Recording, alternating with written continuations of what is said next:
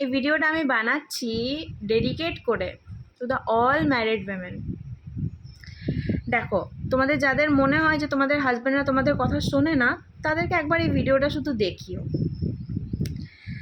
দেখো, রাজা দশরথ কৈকেয়ীর কথা শুনেছিল, মানছি তাতে রামকে বনবাসে পাঠাতে হয়েছিল, কিন্তু শুনে তো ছিল।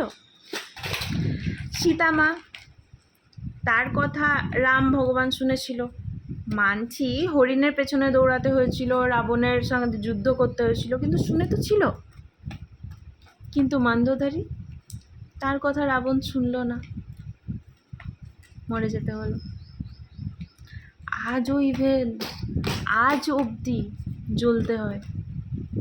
কোন সত্য যুগে মরেছিল, এখন অবধি জ্বলতে হচ্ছে ভাই। এর থেকে আর কি প্রুফ দেব? শোনো শোনো, সবারই ভালোর জন্য বলছি, প্রত্যেকটা হাজব্যান্ডকে বলছি, নিজের ওয়াইফের কথা শোনো। এখন খারাপ লাগলেও জীবনটা তো বাঁচবে, ভালো তো থাকবে।